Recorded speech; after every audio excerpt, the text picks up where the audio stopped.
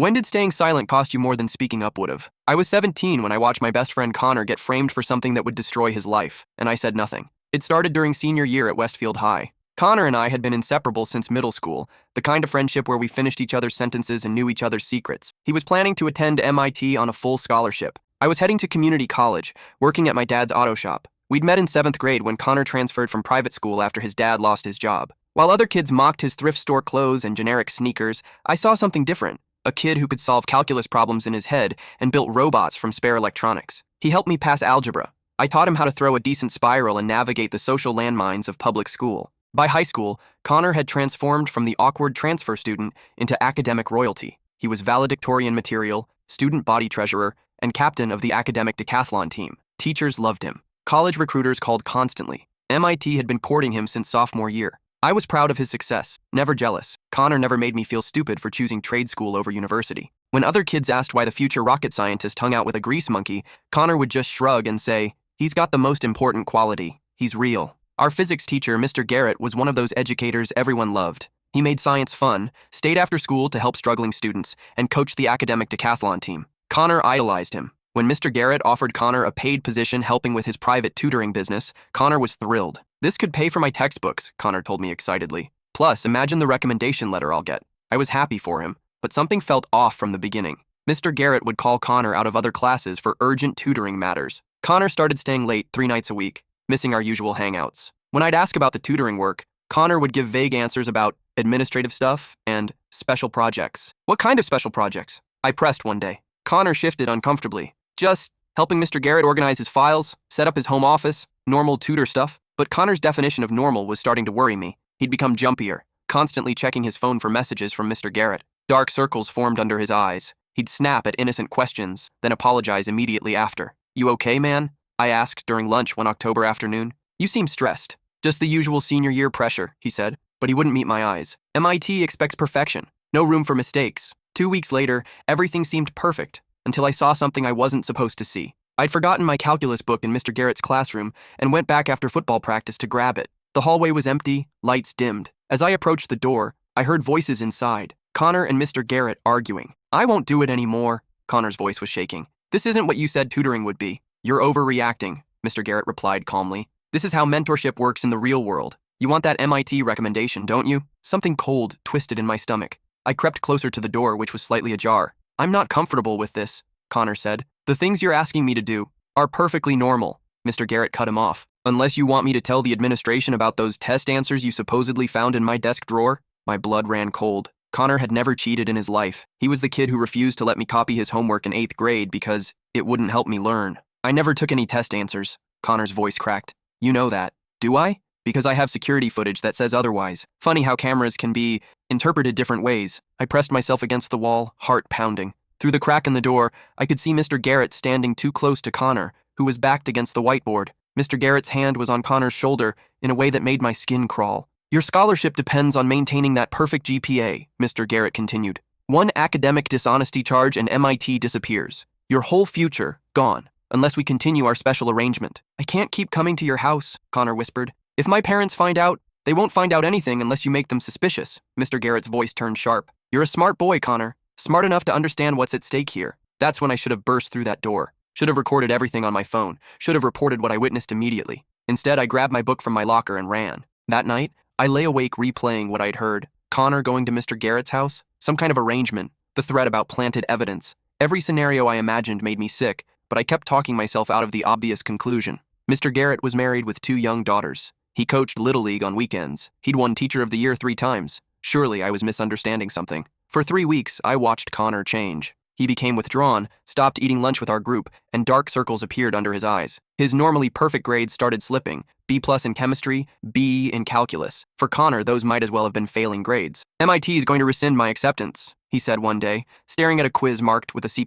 "It's one bad grade," I said. "You're still valedictorian material." He laughed bitterly. "You don't understand. Everything has to be perfect. If it's not," he trailed off, looking genuinely terrified. When I asked what was wrong, he'd just shake his head and say he was fine. But Connor was anything but fine. He'd started flinching when teachers touched his shoulder. He couldn't concentrate during our study sessions. Twice I caught him staring out the window with tears in his eyes. "Connor, talk to me," I pleaded. "Whatever's going on, we can figure it out." "Some things can't be figured out," he said quietly. Some things you just have to survive. I told myself I must have misunderstood what I'd heard. Mr. Garrett was respected, married with kids. Surely I'd gotten it wrong. But then Connor started missing school. First one day, then two, then entire weeks at a time. His mom would call in sick for him, her voice strained and worried. When he did come to school, he looked like he hadn't slept in days. My parents think I'm having some kind of breakdown, Connor told me during one of his brief appearances. They want to send me to therapy. Maybe that's not a bad idea, I suggested carefully. You think I'm crazy, too? His voice was sharp, defensive. I think you're in pain, I said. And I think you need help.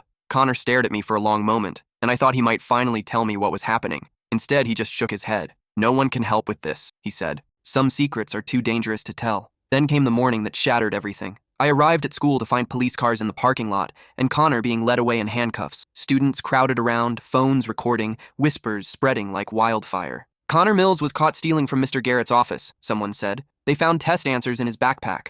My legs went weak. This was exactly what Mr. Garrett had threatened. Within hours, the story was everywhere. The local news picked it up. Honor student caught cheating. Social media exploded with shocked reactions from students and parents. Connor's mugshot appeared on the evening news, looking hollow-eyed and defeated. I wanted to scream that it was all a lie, but how could I prove it? I had no evidence, just a conversation I'd overheard weeks earlier. At the disciplinary hearing 3 days later, I sat in the back row watching Connor's life implode. The conference room was packed with school board members, administrators, and Connor's devastated parents. Mr. Garrett presented security footage showing Connor entering his office after hours. The timestamp showed 8:47 p.m. on a Tuesday, the night Connor had stayed late for tutoring. I'm disappointed, Mr. Garrett testified, shaking his head sadly. Connor was struggling financially, and I think the pressure got to him. I tried to help, offered him tutoring work, but apparently it wasn't enough. He spoke with perfect composure, occasionally dabbing his eyes with a tissue. The performance was flawless. Concerned teacher, betrayed mentor, broken-hearted educator who'd tried to save a promising student.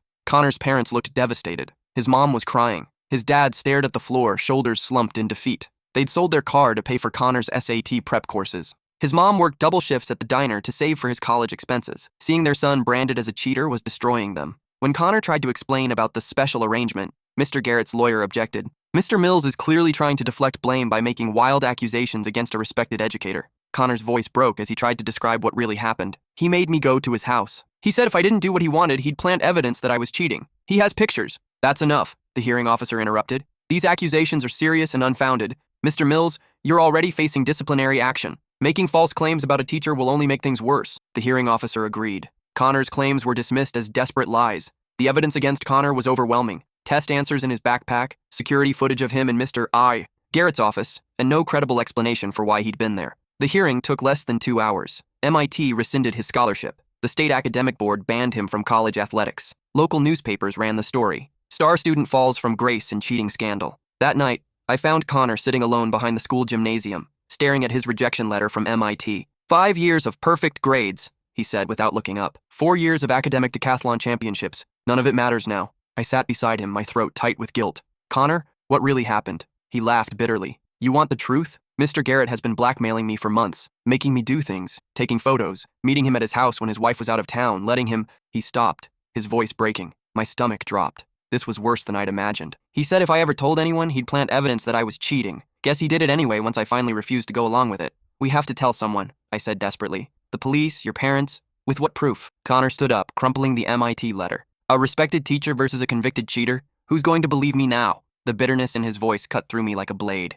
He was right. Mr. Garrett had played this perfectly, destroying Connor's credibility before he could expose the truth. There has to be something we can do, I insisted. Connor looked at me with dead eyes. He won. Game over. He walked away into the darkness, and I sat there knowing I was the only person who could have prevented this. I should have followed him home, should have called his parents, should have done something other than sit there wallowing in my own guilt. The next morning, Connor didn't show up to school, or the next day. His parents called in saying he was too sick to attend, but I knew he wasn't physically sick. He was dying inside. On Thursday, I drove to his house after school. Connor's mom answered the door looking exhausted. He won't come out of his room, she said. Won't eat, won't talk to us. I don't know what to do. I asked if I could try talking to him. She led me upstairs to Connor's bedroom door, which was locked. Connor, it's me, I called through the wood. Can we talk? Go away, came his muffled voice. I'm not leaving until you open this door. After several minutes, I heard the lock click. Connor opened the door just wide enough for me to see his face. He looked terrible, pale, thin, with dark circles under bloodshot eyes. What do you want? He asked.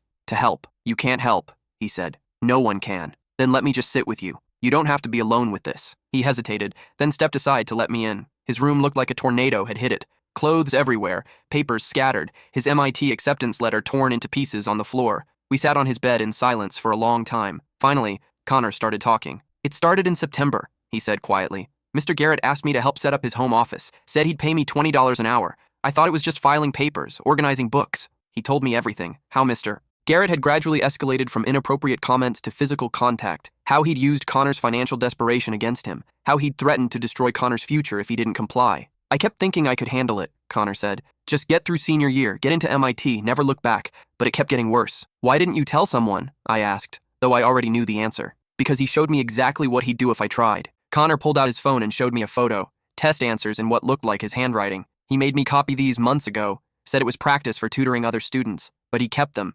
Insurance, he called it." My heart sank. Mr. Garrett had been planning this frame-up for months, creating evidence to destroy Connor's credibility if he ever spoke up. "There's more," Connor said, his voice barely a whisper. "Pictures he took, videos. He said he'd post them online if I ever told anyone what really happened." I felt sick. This monster had systematically destroyed my best friend, piece by piece, and I'd watched it happen without intervening. "We'll figure this out," I promised, though I had no idea how. Connor shook his head. "It's over. Even if someone believed me, those photos would still exist. My life would still be ruined." That was Friday afternoon. Connor's parents found him in his bedroom that Saturday morning. The coroner said he'd taken an entire bottle of his mom's prescription sleeping pills. The suicide note was brief. "I'm sorry I let everyone down. I'm not who you thought I was." Even in death, he was protecting Mr. Garrett's secret. At Connor's funeral, I sat in the back pew while 300 people mourned the promising young man whose potential was cut short by poor choices. The church was packed with teachers, classmates, and family friends who'd known Connor since childhood. Mr.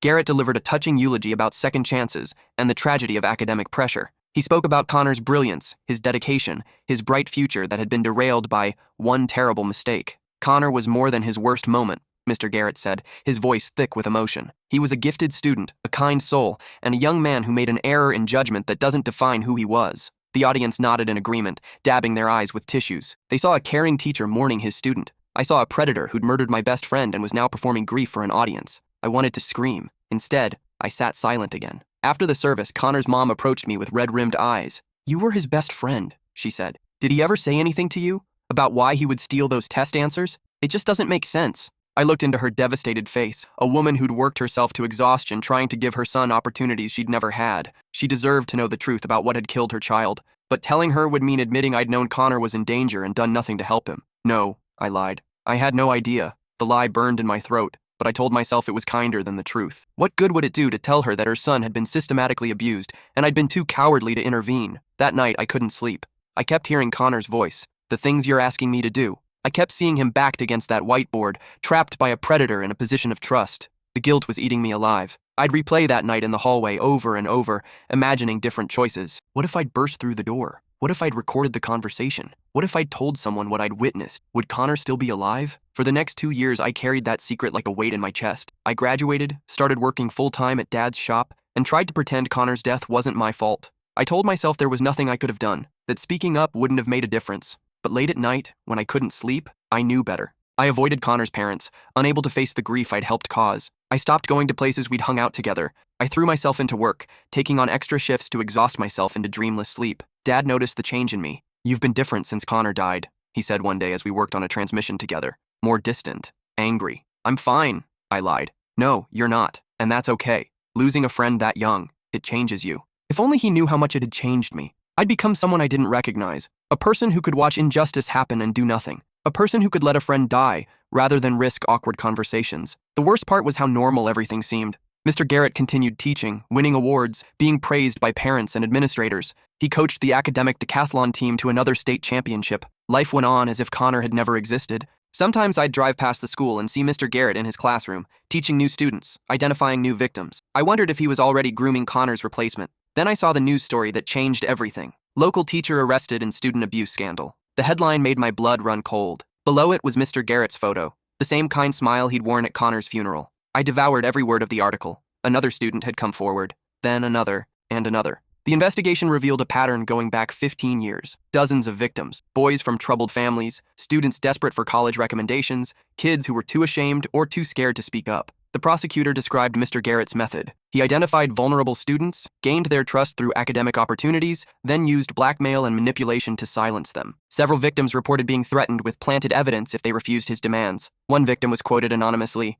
He made me believe I was the only one, that no one would believe me over him. I wish I'd known there were others. I wish someone had spoken up sooner. That's when it hit me. If I'd reported what I witnessed, if I'd stood up during that disciplinary hearing, Connor might still be alive, and 15 other kids might have been spared years of abuse. My silence hadn't just cost Connor his life, it had cost other children their innocence. The article mentioned that investigators were looking into historical cases, including the suicide of Connor Mills, a former student who'd been accused of cheating shortly before his death. They were reopening Connor's case. I drove to the district attorney's office that afternoon and demanded to speak with the prosecutor handling Mr. Garrett's case. Assistant DA Michelle Rodriguez listened as I described what I'd witnessed 2 years earlier. "You're telling me you had direct evidence of blackmail and coercion and you said nothing?" Her voice was incredulous. "I was 17, I said weakly. "I didn't know what to do." "A boy died because of your silence," she replied bluntly, "and others continue to be victimized." She was right, and we both knew it. "Why are you coming forward now?" she asked. "Because I can't live with myself anymore, and because maybe my testimony can help convict him." Rodriguez studied me carefully. "Your testimony could be crucial,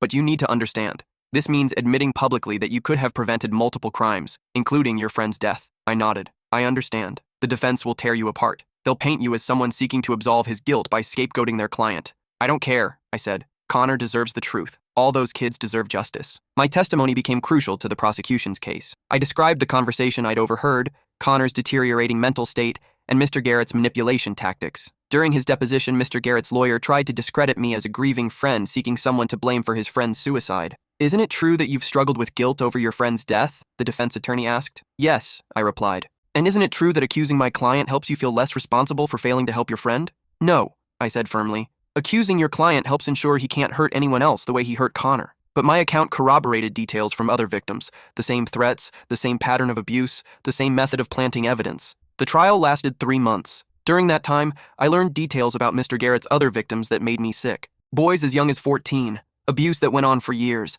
lives destroyed by a predator who used his position of trust to exploit vulnerable children. Each victim's testimony was a dagger to my heart because I knew I could have prevented so much suffering. During the trial, I testified about that night I'd overheard the confrontation. As I spoke, I watched Mr. Garrett sitting at the defendant's table, the same calm expression he'd worn while destroying Connor's life. "Why didn't you report this conversation immediately?" the defense attorney asked during cross-examination. "Because I was a coward," I answered honestly, "and Connor died because of it." "Objection," Mr. Garrett's lawyer said. "The witness is speculating about causation." "Sustained," the judge replied. But the jury heard my answer. They saw the raw guilt in my voice, the weight I'd been carrying for years. The prosecutor called me as a witness in their victim impact statements. I read a letter I'd written to Connor's parents, explaining what I'd known and why I'd stayed silent. "I failed your son when he needed me most," I read aloud. "My silence enabled his abuser to continue victimizing other children. I will carry this guilt for the rest of my life, but I want you to know that Connor was telling the truth. He was innocent. He was a victim." His mother collapsed in sobs.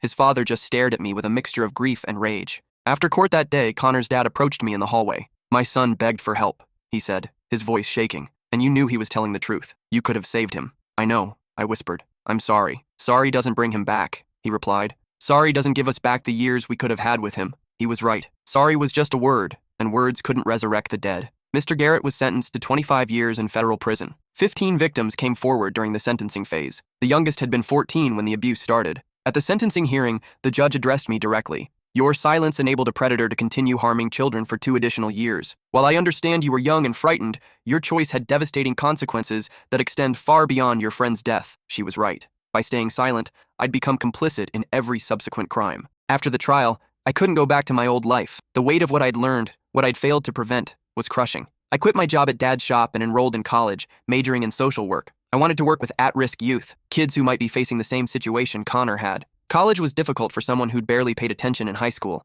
but every time I wanted to quit, I thought about Connor, about the future he'd never have because I'd been too cowardly to help him. I threw myself into my studies: psychology, sociology, child development, trauma therapy. I learned about the grooming process, the psychology of predators, the signs adults miss when children are being abused. Everything I learned made Connor's story clearer, and my failure more profound. The textbooks described exactly what I'd witnessed: a predator isolating his victim, creating dependency, using shame and fear to maintain control. During my junior year, I started volunteering at a crisis hotline for teens experiencing abuse. The training was intense, learning to recognize warning signs, understanding trauma responses, and most importantly, creating safe spaces for kids to speak up. One night, I took a call from a 16-year-old boy named Trevor. His voice was shaking as he described his basketball coach's special training sessions and threats of losing his spot on the team if he told anyone. "No one will believe me," Trevor whispered. Coach Murphy is like a legend here. Everyone loves him. My heart stopped. I was 17 again, listening to Connor's voice crack as he said the same words.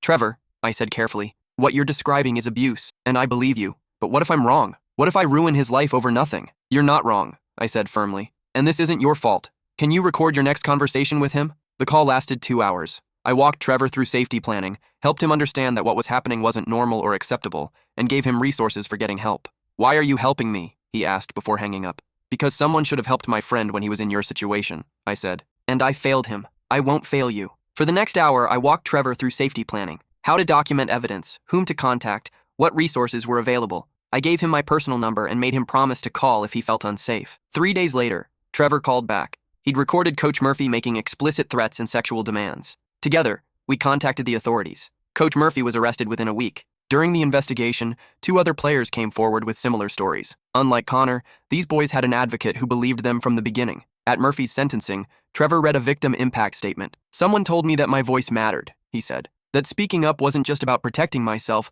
but about protecting other kids too. I'm grateful someone taught me that silence isn't always safer. After the hearing, Trevor approached me. Thank you for believing me, he said. Why did you decide to help kids like me? I looked at this brave young man who'd found the courage I'd lacked at his age. Because I had a friend who needed someone to speak up for him, I said, and I failed him. I won't make that mistake again. Over the next 5 years, I worked with dozens of kids facing abuse, neglect, and exploitation. Each case taught me something new about resilience, courage, and the power of having someone who believes you. There was Amanda, whose stepfather was molesting her and threatening to hurt her younger siblings if she told. We worked for months to build a safety plan that protected her whole family. There was Marcus, whose coach was providing alcohol and drugs in exchange for sexual favors. He'd been told he was gay and that this was normal experimentation. It took time to help him understand he was being exploited. There was Destiny, whose mother's boyfriend was trafficking her to his friends. She'd been convinced she was choosing this life, that she was somehow responsible for what was happening to her. Each time I helped someone find their voice, I thought about Connor. Each predator we caught, each child we protected, felt like a small step toward redemption,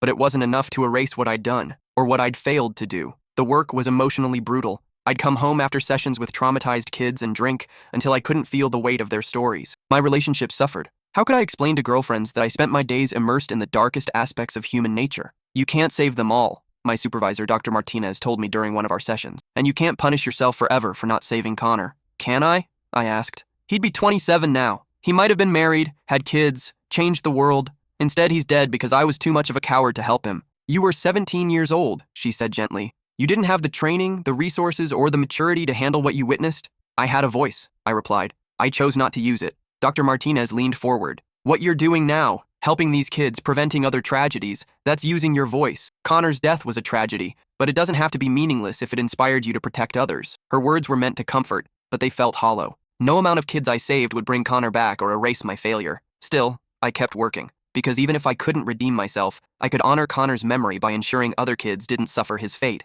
Last year, on the 10th anniversary of Connor's death, I visited his grave for the first time since the funeral. I'd avoided it for years, unable to face the reminder of my failure. The cemetery was quiet, except for the wind through the trees. Connor's headstone was simple. Connor Mills, 1995-2013, beloved son and friend. Someone had left fresh flowers, his parents probably, still mourning the son they'd lost to a monster's cruelty and my cowardice. I knelt in the grass and finally said the words I should have spoken a decade earlier. I'm sorry I didn't save you. I'm sorry I let fear control me when you needed courage. I'm sorry your death was the price of my silence. The wind rustled through the oak tree above his grave, and for a moment I could almost hear his voice. Just don't let it happen to anyone else. I'd been carrying that mission for years, but hearing it in my heart made it feel official. I won't, I promised. I'll spend the rest of my life making sure kids know their voices matter. As I stood to leave, I noticed another visitor approaching, a young woman about Connor's age carrying white roses. Are you here for Connor? She asked softly. I nodded, curious about who she might be. I'm Melissa, she said. I was one of Mr. Garrett's victims. I heard about Connor during the trial, and I come here sometimes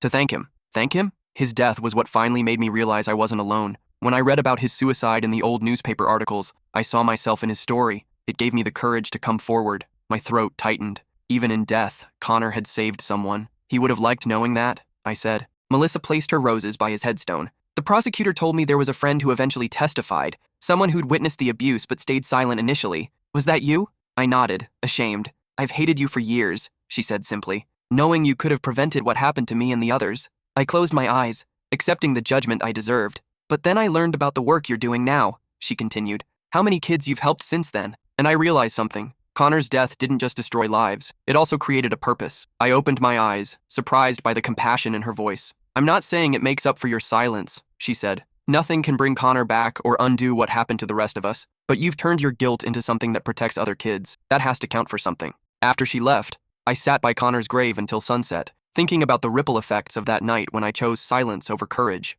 Connor's death had led to Mr. Garrett's eventual exposure. My testimony had helped convict him. My guilt had driven me to protect other children. Some of those children had grown up to become advocates themselves, creating an ever-widening circle of protection. But it had all started with one terrible choice: my decision to stay silent when my best friend needed someone to believe him. Now, 15 years later, I run a nonprofit organization called Speak Up that trains adults to recognize signs of abuse and provides resources for young victims. We've helped over 2,000 kids find their voices and escape dangerous situations. The organization grew from my work at the crisis hotline. After helping Trevor and dozens of other kids, I realized the system was failing them. Social workers were overloaded, teachers weren't trained to recognize abuse, and kids had nowhere to turn when the adults in their lives were their abusers. We started small, just me and a handful of volunteers operating out of my apartment. But word spread, kids began calling our hotline, parents reached out when they suspected their children were being harmed. Teachers asked for training on recognizing warning signs. Within 3 years, we'd expanded to a full staff of trained counselors, victim advocates, and legal specialists.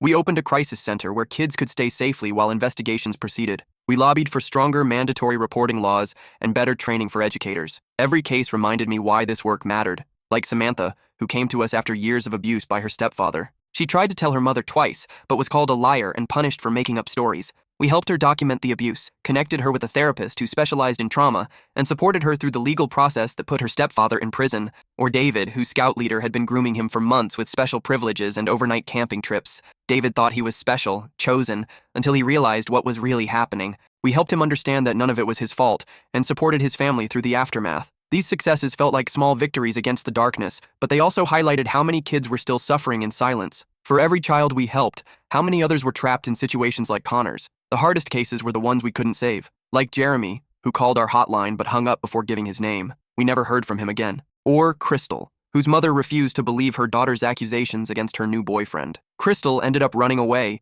and we never knew what happened to her. These failures haunted me almost as much as Connor's death. Every child we couldn't reach felt like another friend I'd failed to save. But the successes kept me going. Kids like Maria, who escaped a trafficking ring with our help and is now studying social work in college. Or Alex, whose teacher was abusing multiple students until Alex found the courage to report it, leading to an investigation that protected dozens of other kids. On our office wall hangs a framed photo of Connor in his academic decathlon uniform, smiling and holding his state championship trophy. Below it is a plaque with words I live by now. The only thing necessary for the triumph of evil is for good people to do nothing. I was a good person who did nothing when it mattered most. But I refuse to be that person again. The organization has grown beyond what I ever imagined. We now operate in 12 states, with over 100 staff members and thousands of volunteers. We've trained tens of thousands of teachers, coaches, and youth workers to recognize signs of abuse. Our research has influenced policy changes in dozens of states, but numbers can't capture the real impact. The kids who are sleeping safely tonight because someone believed them. The predators who are in prison instead of hurting children.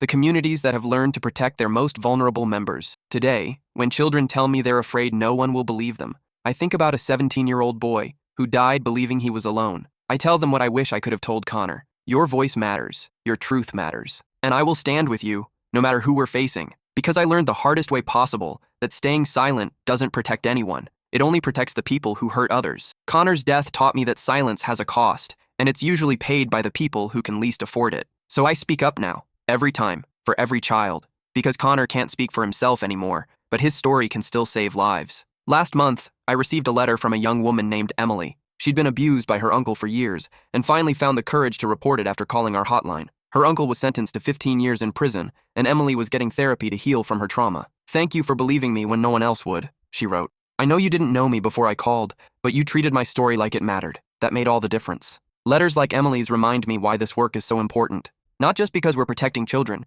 but because we're teaching them their voices have power, that they deserve to be heard and believed and protected. And that's the most important lesson I've learned. Sometimes the greatest tragedy becomes the catalyst for the greatest change. Connor never got to attend MIT. He never got to become the engineer he dreamed of being. But through his death, he became something more powerful. A reminder that our voices are the only weapons we have against the darkness. I just wish I'd learned that lesson before it was too late to save him. The question isn't whether staying silent cost me more than speaking up would have. The question is whether I've done enough with the years of life Connor didn't get to live. I'm still working on the answer to that. But I know this: I'll never stay silent again when someone needs me to speak up, because I've seen what silence costs, and the price is always too high. Connor Mills died at 18, but his story continues to save lives. That's not redemption for my failure. Nothing can provide that. But it's purpose. And sometimes purpose is all we have left when forgiveness is impossible. I carry his memory with me every day, in every life I help save, in every voice I help find. Because the dead can't speak for themselves, but they can inspire the living to refuse silence when courage is required.